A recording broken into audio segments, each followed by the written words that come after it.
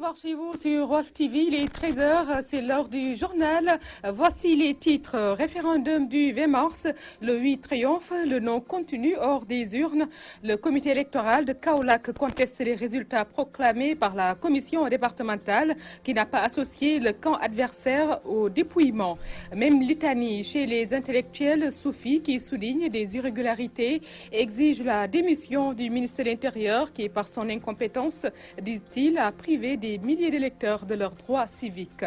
Dans le camp des Alliés, le Parti socialiste signale par une invite claire mais amère: il ne sert à rien de fanfaronner ou de jubiler selon les jeunes socialistes de Mour qui ne voient aucun succès avec 40% de non et 100% d'abstention. À suivre également dans ce journal la page des sports avec Chertiane Gomis. Bonjour et bienvenue à toutes et à tous.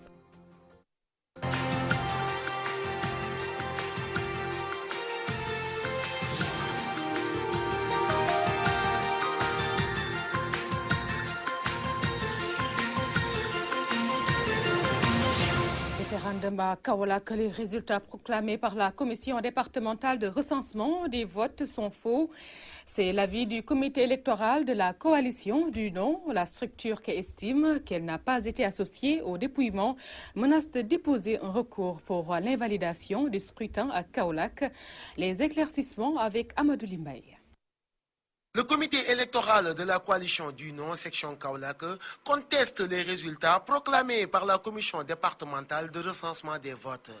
Les responsables estiment qu'il y a fraude. Oui, nous contestons ces résultats. D'abord parce que nous n'avons pas été associés à ce processus. Vous ne pouvez pas dépouiller et ne pas permettre à ce courant-là de formuler des observations. Il y a eu des irrégularités que nous avons constatées un peu partout dans nos PV. Nous pensons qu'il y a de la fraude parce que les PV que nous avons, n'est-ce pas, ne collent pas avec les résultats proclamés par, n'est-ce pas, ce qu'on appelle cette commission. Ces responsables de l'opposition, qui ne reconnaissent pas la victoire du oui, annoncent un recours pour l'invalidation du scrutin. Et nous allons utiliser toutes les voies de recours possibles pour invalider les résultats, n'est-ce pas, du référendum à Kaolack. Nous allons saisir notre mandataire national, en l'occurrence M. Saleh Ndiaye, qui va, n'est-ce pas, au niveau national, voir quelles sont les voies de recours qui sont à son niveau pour pouvoir invalider les résultats de Kaolack. Pour rappel, les résultats proclamés dans le département de Kaolack font état d'une victoire du oui avec 22 778 voix contre 12 738 pour le non, soit un pourcentage de 64,153 contre 35,88 pour le non. Par ailleurs, le comité électoral de la coalition du non dénonce les achats de conscience constatés lors de ce référendum. Amadou Limbaye à Kaolack, Walfadjri.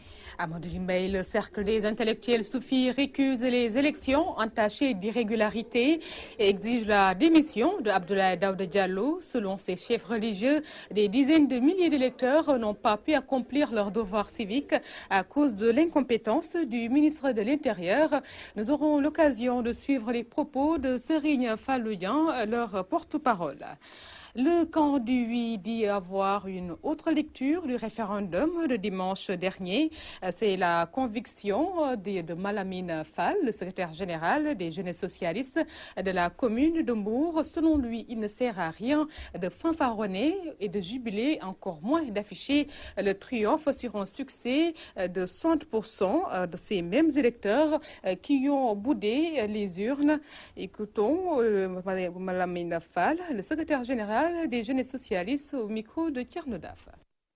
Les autorités aujourd'hui de ce pays doivent quand même prendre conscience du taux important de oui, de non, parce que 45% de gens qui se lèvent et qui disent non à une constitution, moi je pense que ça mérite quand même d'être cogité. Il y a une explication pour que 45% des Sénégalais choisissent de tourner le dos aux réformes. L'abstention aussi est très importante. Excusez-moi, parce que tout simplement, elle doit être estimée peut-être à 60 ou plus de 60% de gens qui n'ont pas voté. Pourquoi ces gens ne sont pas votés? Ils méconnaissent les réformes, ils ne sont pas contents. Qu'est-ce qui se passe? Donc moi je pense qu'entre les 45% de non, entre plus de 60% de la population qui n'a pas jugé nécessaire d'aller voter, moi je pense qu'il y a matière quand même à revoir, à réfléchir. Est-ce qu'avant la consultation qu'il devait y avoir? Est-ce que ça a eu lieu? Est-ce que les Sénégalais ont été préparés? Est-ce que la communication a été bien gérée? Je pense que tout ça, c'est matière de réflexion. Idrissa Seck, lui, est contre tout recours pour contester les résultats du référendum dans le département de Thiès. Le président de Rewmi a dénoncé l'achat des consciences lors de cette consultation, mais aussi le plan concocté par le régime de Macky Sall pour réduire au néant ses opposants. Idrissa Seck faisait face à la presse à Thiès, en compte rendu de Gorgui Samba Ndiaye. Mes chers compatriotes, la très vieille démocratie sénégalaise, qui est le bien le plus précieux de ce pays, ne sort pas grandi de cette élection. Idrissa Seck, très en colère contre le régime en place, le leader de Rewmi a dénoncé avec vigueur les méthodes utilisées par le président Macky Sall et ses partisans pour remporter le référendum du 20 mars. Après avoir précipité notre pays par son incompétence dans le gouffre des 25 pays les plus pauvres du monde, il a honteusement exploiter la misère de ses concitoyens en achetant massivement les consciences. Au-delà, il a exercé personnellement et directement un chantage sur des maires, des élus, des notables à travers tout le pays, lequel chantage pouvant être assimilé à une forfaiture. Ils ont privé plus de 200 000 citoyens de leur droit de vote. Ils ont érigé en règle la corruption de certains médias et l'intimidation honteuse sur les plus résistants des journalistes. Le président de Rewmi a aussi déploré le plan ourdi par le pouvoir pour réduire au néant ses opposants les plus irréductibles. À son incompétence et son déshonneur, il veut maintenant ajouter les habits d'un tyran allergique à toute contestation ou opposition sérieuse. Le président de la République a personnellement conçu un plan pour tenter d'effacer ses opposants les plus sérieux du jeu politique sénégalais. C'est ainsi qu'il s'est violemment attaqué au maire de Dakar, première cible de cette opération. D'autres cibles ont été visées par cette honteuse opération de destruction du rouage fondamental en démocratie qu'est l'opposition. Pape Diop à Dakar, Malik Gakou à Guédiawaye, Oumar Sarr à Dagana, Abdoulaye Baldé à Ziguinchor, Aïssata Tall Sall à Podor et tant d'autres. Idi a en outre contesté les résultats du référendum dans le département de Thiès. Cependant, il conseille à ses camarades du Front du Nord à renoncer à toute action en justice. Gorgui Samba Ndiaye, Thiès, Walfadjri. Gorgui Samba Ndiaye, sur cette même lancée, le Front du Non, Niani Bagnan a fait le bilan de son parcours à l'issue du référendum. Au-delà du faible taux de participation qui constitue un échec, le Front du Non relève beaucoup d'irrégularités dans l'organisation de cette consultation. Les membres de cette organisation faisaient face à la presse. Compte rendu Diabité. Le Front du Non, Niani Bagna, après leur défaite devant le camp du Oui, revient sur le processus électoral qui, selon eux, est entaché d'irrégularités. On est dans une compétition avec un oui et un non. Une des parties était arbitre et joueur, c'est-à-dire le camp du oui, parce que c'est le président qui a défini le décret, qui a pris le décret, qui a défini les modalités d'organisation du processus électoral, sans aucune concertation. Donc l'ensemble de ces éléments montrent que ce processus n'a pas fonctionné sur la base des principes d'équité. Au-delà du déséquilibre noté durant ces consultations, ils n'ont pas manqué de fustiger la démarche non républicaine qui a été notée tout au long de ce référendum. Les conditions d'une élection transparente qui respecte des principes d'équité et d'égalité entre les candidats n'ont pas été respectées. C'est pour ça que nous disons que c'est une parodie d'exercice démocratique, c'était une mascarade. Toujours dans le critique, le faible taux de participation durant ce référendum n'a pas été en reste, un signe qui, selon ce front, devrait attirer l'attention du chef de l'État. On n'a jamais, dans l'histoire du Sénégal, assisté à un score aussi minable en matière de référendum. 40%, c'est un score minable en matière de référendum dans l'histoire du Sénégal. Même 65%. 60% ou 55%, c'est un score minable. Parce que les scores qu'on a connus dépassent largement ces chiffres. Selon le Front du Non-Nyani Bagna, ce référendum était un événement majeur pour la consolidation de notre démocratie. Mais malheureusement, de l'avis de ses membres, le processus électoral servi aux populations a été dépouillé de tout son caractère républicain. Nous allons parler éducation à présent.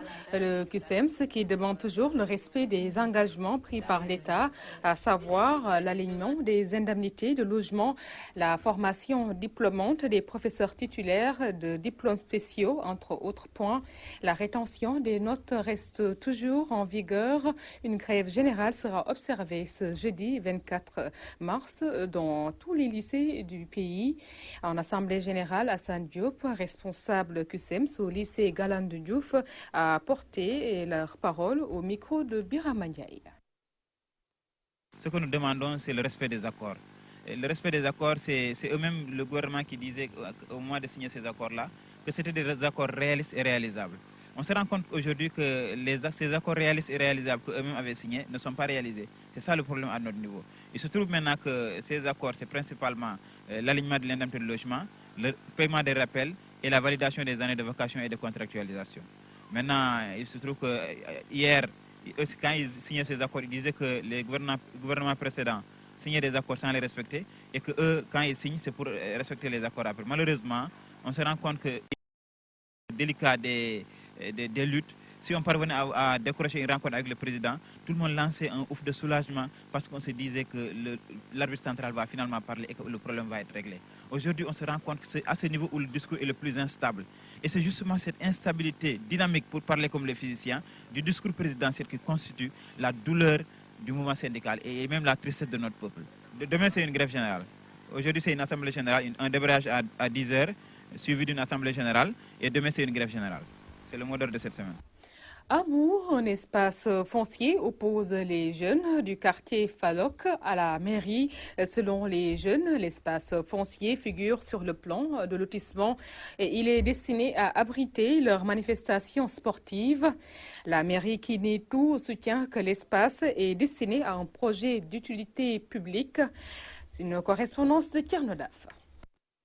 Entre les jeunes du quartier Falok et la mairie de Mbour, un espace foncier est devenu source de bisbilles entre les deux parties. Cet espace est destiné à abriter nos manifestations sportives et il figure bel et bien sur le plan de lotissement. Maintenant, la mairie veut nous le confisquer pour le donner à des étrangers qui envisagent d'y ériger nous ne savons quoi. C'est pourquoi aujourd'hui toute la population est sortie pour manifester son désaccord afin de dire au maire que nous n'en voulons pas et que nous voulons coûte que coûte sauvegarder notre espace. Sur les tenants et aboutissants de ce malentendu, les explications des jeunes de Falok.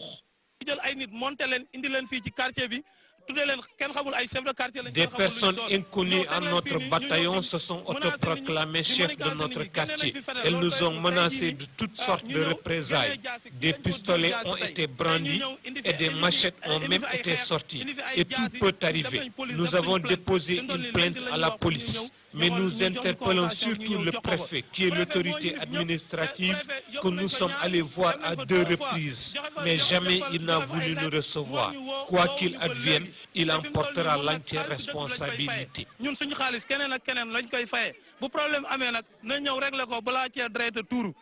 Faux, rétorque la mairie de Mbour, selon qui, qu'il pleuve ou vente, un projet d'utilité publique sera bel et bien érigé sur l'espace litigieux.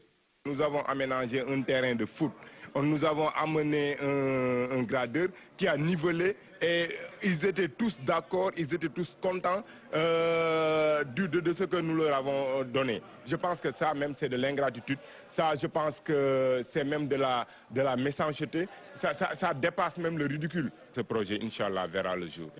Ainsi va le département de Mbour, chaque jour avec ses difficultés et contentieux fonciers.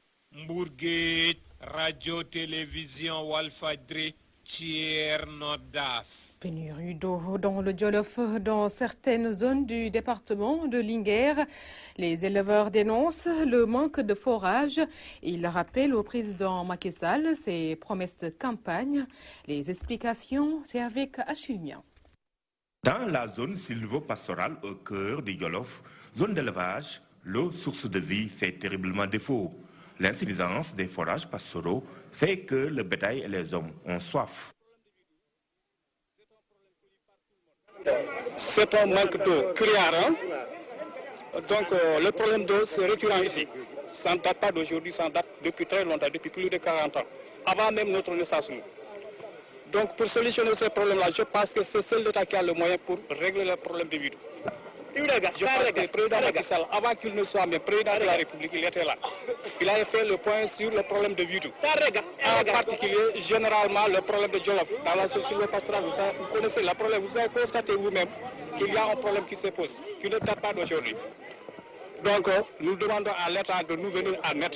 Les problèmes d'eau en cette période sont accentués par l'affluence des éleveurs transhumants venus des zones alentours et même de la Mauritanie. Par ailleurs, outre le manque d'eau, la qualité douteuse du liquide précieux est à l'origine de la recrudescence des maladies hydriques.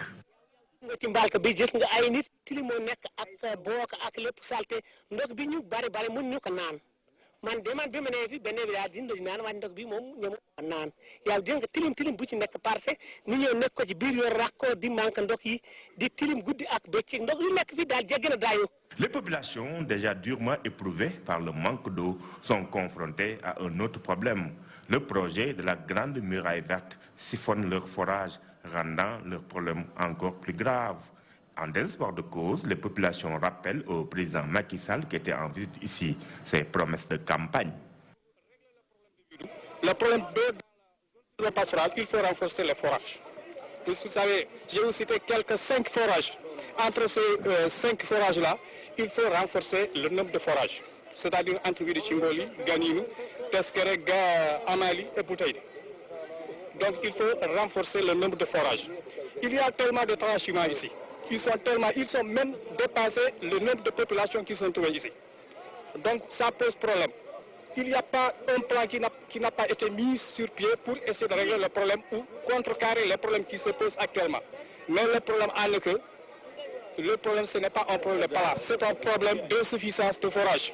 Parce que le nombre de bétail qui sont là actuellement et la démographie de population, vraiment ça s'augmente année par année. Ainsi, les populations attendent toujours les forages pastoraux promis. Louga, Achille Niang, Radio-Télévision Walfadjri. Le lycée Ibrahima Diop de Yeumbeul Nord souffre d'un enclavement terrible avec des routes ensablées. À cela s'ajoutent des effectifs pléthoriques dans les salles de classe, l'absence de salles d'infirmerie et le manque d'une cantine scolaire pour les enfants qui restent parfois toute la journée sans rien manger. La communauté éducative sollicite l'appui des autorités. Leurs réactions sont recueillies par Théodore Semedo. Le lycée il a ouvert ses portes en novembre 2007. Il faudrait une route parce que le lycée est trop enclavé. La route la plus proche est à au moins 800 mètres. Pour y arriver, il faut marcher. Ces problèmes sont multiples. Nous n'avons pas assez de salles de classe. Nous n'avons aucune infrastructure sportive, aucun terrain, ni de basket, de volleyball, de handball. Nous n'avons pas une salle polyvalente pour les conférences, réunions, assemblées générales. Nous n'avons pas d'infirmerie et de bibliothèque adéquate. Nous avons 27 salles physiques pour 36 groupes pédagogiques. Nous avons identifié réellement deux besoins prioritaires. Donc la nécessité de la prise en charge des enfants du côté de la restauration. Parce qu'on a vu qu'en général, les enfants, ils restent du matin jusqu'à 16h, 17h sans manger. Il y en a qui viennent le matin vraiment le ventre vide, ce qui fait que dans beaucoup d'établissements, je pense que c'est peut-être lié à ça. Il y a des crises souvent dans beaucoup d'établissements. Pourquoi nous avons pensé initier une cantine scolaire. Et nous cherchons des partenaires, que ce soit au niveau national ou international, pour pouvoir faire la construction.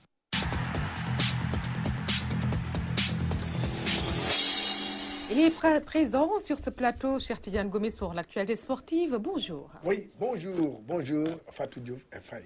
Pour débuter, football Sénégal-Niger, quels sont les échos dans la tanière? Oui, effectivement, 3e jour d'entraînement des Lions ce matin au stade Léopold Senghor. Lors de cette séance d'entraînement, le groupe a affiché complet, oui, complet, ils sont complets, hein, car tous les 26 joueurs étaient à la séance d'entraînement ce matin sous la houlette du coach Aliou Cissé. Et au menu de la séance d'aujourd'hui, le staff technique a insisté sur le bloc d'équipe et aussi sur donc la vitesse d'exécution. Pourquoi? Parce que c'est à ce niveau qu'il faut mettre la balle au fond des filets. Et là, les joueurs ont été réceptifs, généreuses dans l'effort. Et je pense qu'aujourd'hui, avec ce que nous avons constaté aujourd'hui ce matin à l'entraînement, l'équipe du Sénégal est dans la bonne voie pour faire un match et aller marquer des buts. Il faut marquer des buts, c'est ça. Donc, comme vous le rappelez, c'est cela. Rappelez tout simplement que ce match rentre dans le cadre des éliminatoires de la CAN 2017, 3e journée. Le Sénégal occupe la première place avec 6 points. Le Niger est 3e avec 3 points. Donc, ce sera une double confrontation car après samedi, mardi prochain, ce sera à Niamey pour le match retour contre l'équipe du Niger. Et donc aujourd'hui, ce soir, cet après-midi, les Lions vont s'entraîner, mais ce sera à huis clos. Et c'est là que Aliou Cissé va peaufiner vraiment une stratégie pour tout simplement contrer cette équipe du Niger. On reste toujours aujourd'hui, mais on revient en arrière pour la séance d'entraînement d'hier où là, ce n'était pas complet. Il y avait 20 joueurs, mais ils se sont entraînés et on va suivre ce reportage de Marthe Diouf.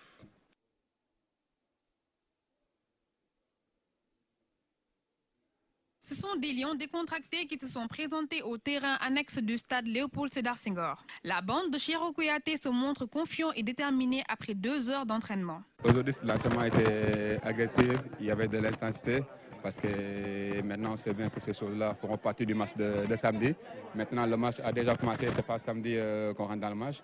Et cette semaine, on va bien se préparer pour que on essaie de gagner ce match-là.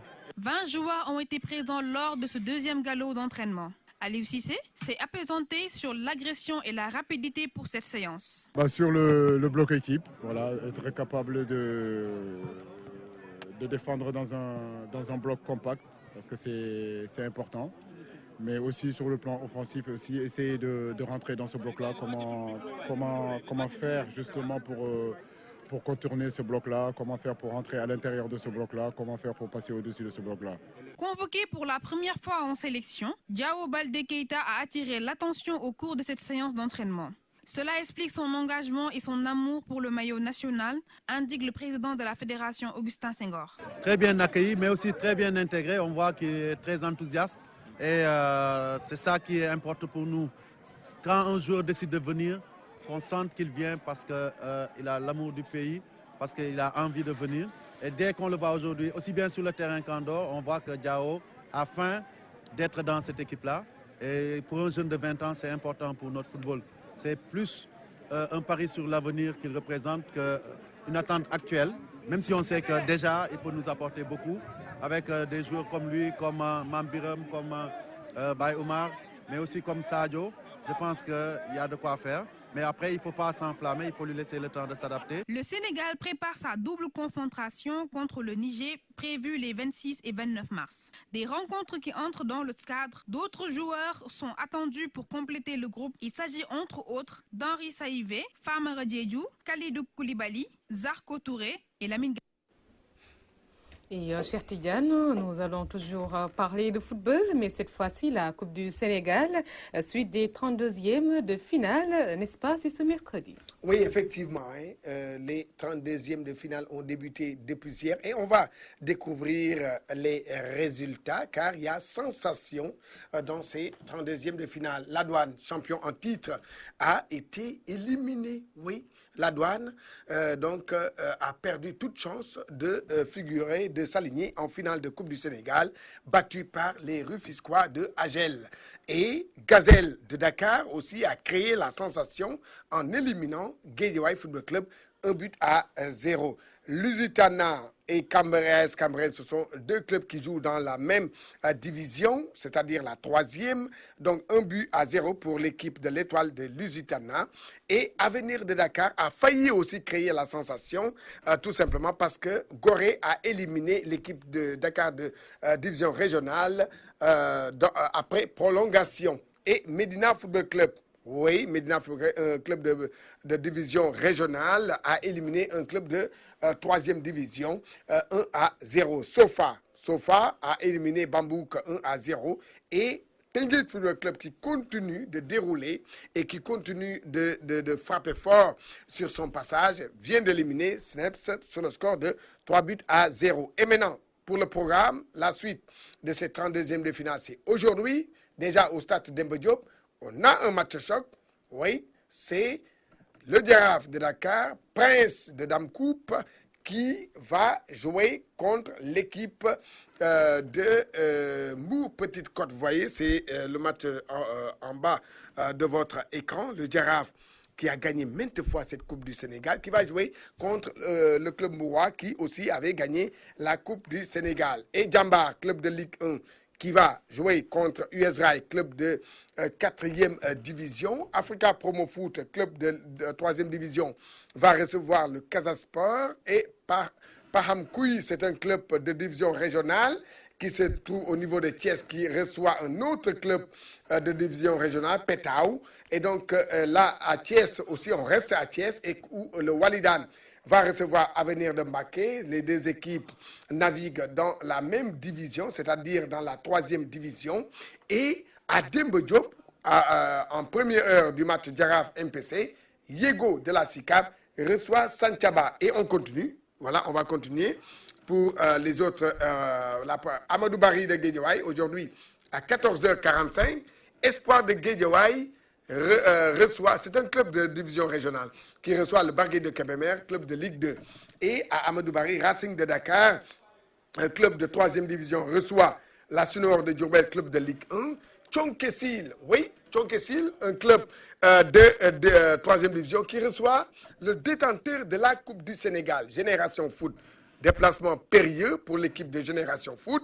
Et à Kaffrine, l'AS Kaffrine, qui va jouer contre Thiès FC.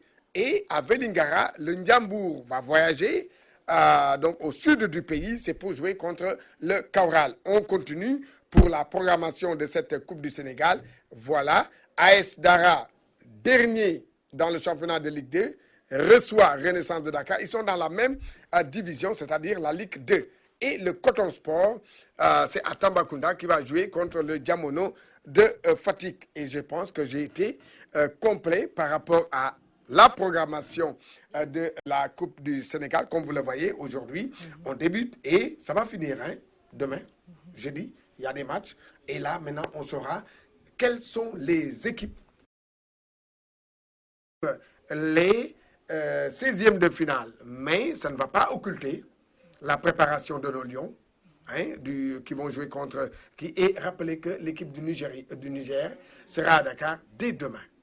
Voilà, on suit de près, cette équipe du Sénégal. C'est tout pour le sport. Merci, cher Tidiane Gomis. On va vous attendre donc par rapport à d'autres informations relatives à cette Coupe du Sénégal. Et si s'achève cette édition, je vous fais un petit rappel des grandes lignes qui ont été développées. Référendum du 20 mars, le 8 triomphe, le non continu hors des urnes. Le comité électoral de Kaolack conteste les résultats proclamés par la commission départementale qui n'a pas associé le camp adverse au dépouillement. Même litanie chez les intellectuels soufis qui soulignent des irrégularités et exigent la démission du ministre de l'Intérieur qui, par son incompétence, disent-ils, a privé des milliers d'électeurs de leurs droits civiques. Dans le camp des alliés, le Parti socialiste signale par une invite claire mais amère, il ne sert à rien de fanfaronner ou de jubiler selon les jeunes socialistes de Mour qui ne voient aucun succès de non et 60% d'abstention. Un grand merci à Yaratou Penda Dialogué, à Esthétu Diagne du côté technique, con esthétique. Merci à Abinour. Merci également côté rédactionnel à Ousmane Sen que vous allez retrouver dans un instant seulement pour le magazine de la rédaction. Un grand merci à vous, chers téléspectateurs, d'avoir suivi. Votre fidélité, notre fierté.